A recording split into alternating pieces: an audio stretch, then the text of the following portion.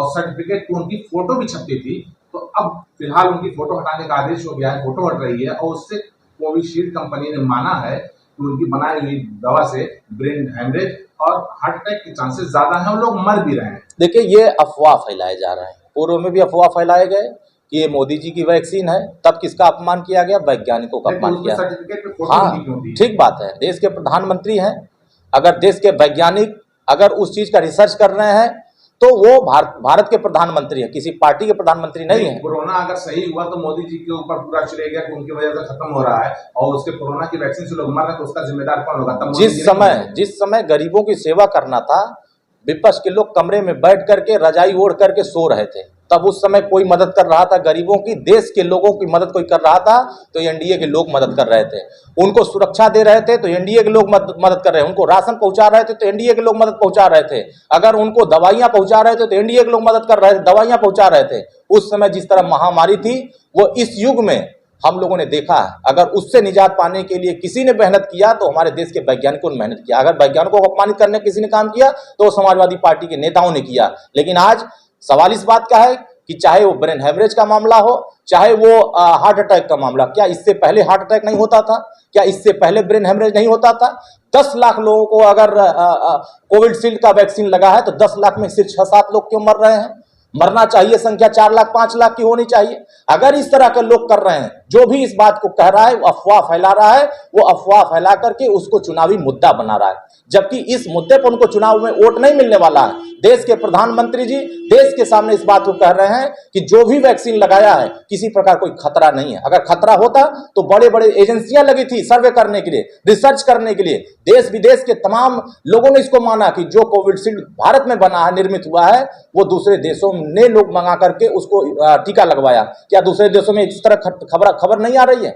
आना चाहिए, लेकिन वो कहां आ रहा है? ये 4-6 घटनाएं आई। यूके में ये खबर आ रही है, यूके कोर्ट ने उसको जुर्माना भी लगाया है कंपनी पर।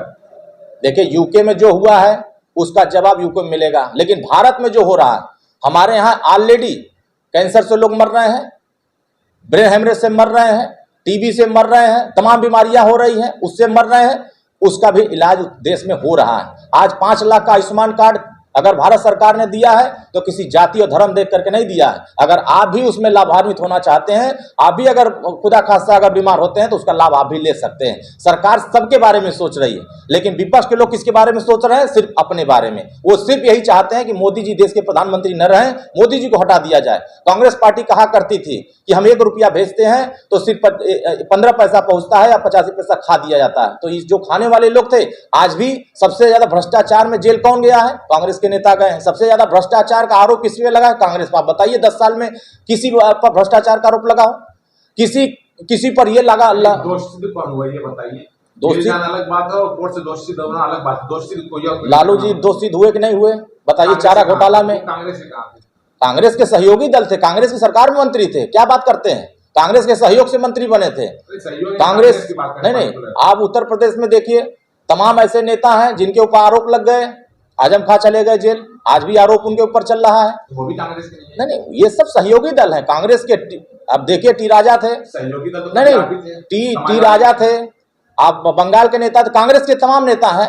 अब हम अपने पार्टी के नेताओं का नाम जानते हैं, हम कांग्रेस के नेताओं, लेकिन हाँ ये जरूर है कि लिस्ट हम आपको दे देंगे कि इतने कांग्रेसी नेता हैं जो भ्रष्टाचार में लिप्त थे। स्पेक्ट्रम घोटाला किसने किया था? 2G घोटाला किसने किया था? ये सारे लिस्ट हैं, चेहरे नेताओं के हैं, लेकिन उन चेहरों को देश की जनता बेनकाब कर चुकी है, जनता के सामने आ चुका है। तो हमें उस विषय पर नहीं है, हमारा विषय है कि देश में भारत का निर्माण, भारत विश्वगुरु कैसे बने, 2047 तक भारत विकसित भारत कैसे बने, इसके योजना के साथ हम लोग काम कर रहे हैं। हम कांग्रेस की तरह काम नहीं कर रहे हैं कि देश में 55 साल तक राज किया, लेकिन पिछड़ों के लिए उन्होंने जाति जनगणना का काम नहीं कर पाया, उन्होंने महिलाओं को 33% आरक्षण नहीं दे पाए, रोहिणी कमीशन की रिपोर्ट लागू नहीं कर पाए, वो देश में जिस तरीके से सुरक्षा का माहौल पैदा करना चाहिए वो नहीं दे पाए। आए दिन हत्याएं होती थी, आए दिन अपराध होते थे, आए दिन आतंकवादी हमले होते थे। क्या अब उत्तर प्रदेश में 2014 के बाद से एक भी बम ब्लास्ट हुआ क्या? लेकिन कांग्रेस की सरकार में बम ब्लास्ट हर साल होते थे। क्या वजह था?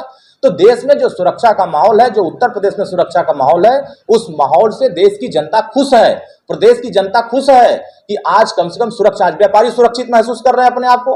कल तक उनके उनके उनके सोने चांदी गहने लूट लिए जाते भाजपा थे। सरकार में ही अगर गोरखपुर में देखा जाए, नौका बिहार के पास पुलिस चौकी में पुलिस वाले ने ही एक जांचबाज जो कानपुर के व्यापारी थे उनकी हत्या कर दी। देखिए, अगर पुलिस भाजपा ने सरकार थी और गोरखपुर का मामला था योगी जी का संसदीय क्षेत्र। किसी भी अपराध के खिलाफ, अगर कोई भी अपराधी, चाहे वो पुलिस हो, चाहे आम आदमी, चाहे अब किसी प्रकार का माफिया हो, किसी को बख्शा नहीं जाता है। कार्रवाई सबके साथ एक व्यवहार से देखिए, घटना घट जाती है। घटना के बाद अगर कार्रवाई की अगर देखेंगे तो हमारी सरकार में जैसे ही सूचना मिलती है कार्रवाई शुरू हो जाती है। कार्रवाई में कोई कोताही नहीं। हम जाति देखकर कार्रवाई नहीं करते हैं। पूर्ववर्ती सरकार जाति देख के कार्रवाई करती थी, धर्म देख के कार्रवाई करते थे, लेकिन आज अगर आपके साथ अन्याय हो रहा है तो हमारी सरकार आपको न्याय दिलाने के लिए खड़ी हो रही है। अब अगर ये बात लास्ट आखिरी सवाल, घोसी लोकसभा में आपका क्या आखिरी योगदान रहेगा? किन मुद्दों पर आप घोसी में चुनाव लड़ेंगे? देखिए, हम घोसी की जनता के बीच में हमारे प्रत्याशी डॉक्टर अरविंद राजभर छड़ी लेकर काम कर रहे हैं। यहाँ भारतीय जनता पार्टी एनडीए गठबंधन के सभी दल के लोग मिलकर के छड़ी को घर घर तक पहुंचा चुके हैं। यहाँ घोसी के हर एक गांव को हमारे प्रधान जो हैं, हमारे जिला पंचायत हैं, जो हमारे बीडीसी है, प्रमुख हैं, हमारे जो माननीय विधायक हैं, तमाम जो हमारे जनप्रतिनिधि है, हमारा ये प्रयास है कि जो स्वर्गीय कल्पनाथ राय जी ने सपना देखा था, पूर्ववर्ती जितने भी सांसद उनके बाद बने हैं, जो उनके सपने को मिटाने का काम किए हैं, उस सपने को साकार करने का काम डॉक्टर अरविंद राजभर जी करेंगे। और हर एक गांव का, हर एक मोहल्ले का, हर एक शहर का, मऊ ही 5 विधानसभा है, मऊ जनपद में 4 है, एक रसड़ा से मिलकर बना, और चारों पांचों विधानसभा में आप देखेंगे कि 5 साल के कार्यकाल में डॉक्टर अरविंद राजभर को अगर घोसी की जनता ने आशीर्वाद दिया तो घोसी को विकसित घोसी बनाने में कतई